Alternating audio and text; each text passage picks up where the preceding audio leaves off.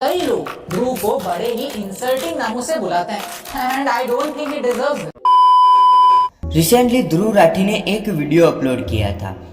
Video का title था end game of a dictator the Narendra Modi files. इस वीडियो में ध्रुव राठी ने अभी एंड न्यू के एक वीडियो क्लिप को यूज किया था। आइए देखते हैं उस वीडियो का रिप्लाई देते हुए अभी भैया क्या रिएक्ट करते हैं।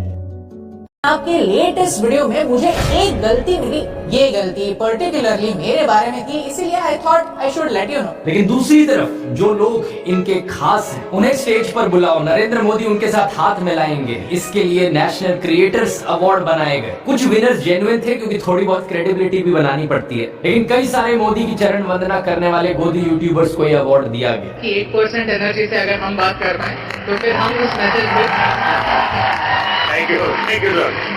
मैंने बहुत याद करने की कोशिश की कि मैंने मोदी जी की चरण वंदना कब की। पूरे क्लिप में कहीं दिख नहीं रही है। हो सकता है इतने सालों के लिए देश के बाहर रहने की वजह से आपको चरण वंदना इस शब्द का मीनिंग याद ना।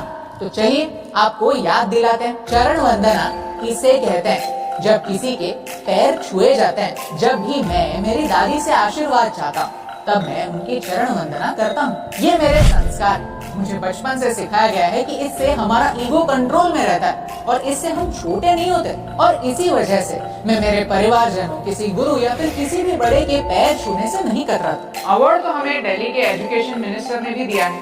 क्या हमने उनकी भी चरण वंदना की थी?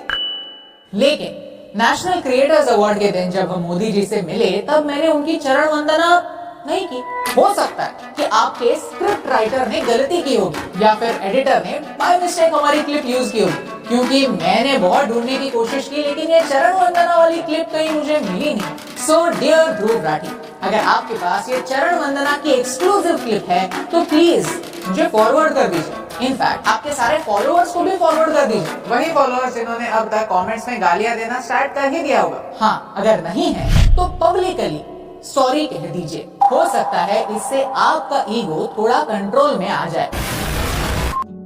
अभी भैया ने अवार्ड और चरण वंदना के रिप्लाई में दूसरे यूट्यूबर का नाम लेते हुए कहा, ध्रुव राठी आपने मुझे ही क्यों टारगेट किया।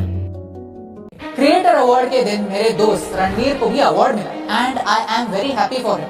रणवीर एक क्रिएटर एजेंसी का को फाउंडर है। इस एजेंसी के साथ आपने भी कभी ना कभी तो काम किया ही होगा ना। उनकी वजह से आपको भी ब्रांड डील्स तो मिली होंगी ना।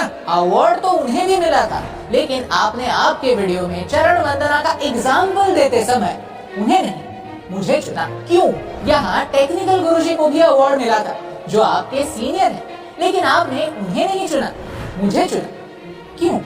यहाँ ट्रिगर्ड इंसान भी थे, हाँ अंकित बयानपुरिया भी थे, और आपने इनमें से किसी को भी टारगेट नहीं किया, जो काफी सही बात है। Nobody deserves to be targeted for an award that they got like this.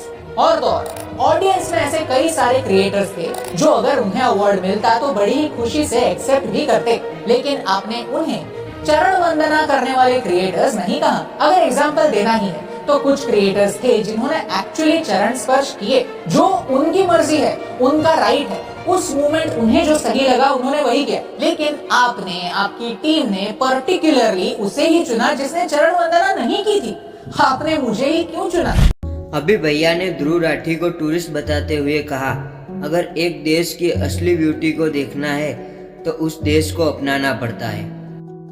वैसे तो 10 दिन में पूरा का पूरा अमेरिका घुमा जा सकता है, वैसे टूर्स भी होते हैं, लेकिन उन 10 दिनों में सिर्फ एज अ टूरिस्ट आप अमेरिका एक्सप्लोर कर सकते हैं।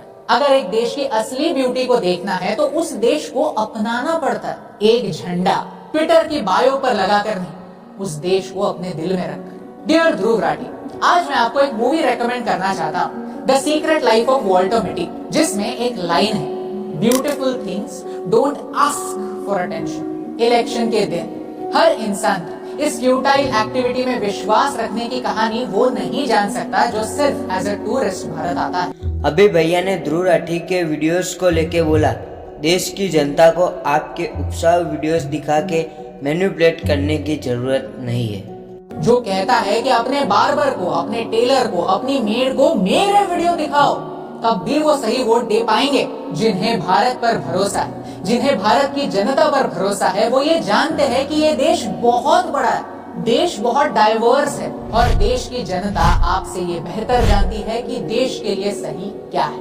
उन्हें आपके उकसाऊ वीडियोस दिखाकर मैनिपुलेट करने की जरूरत नहीं है।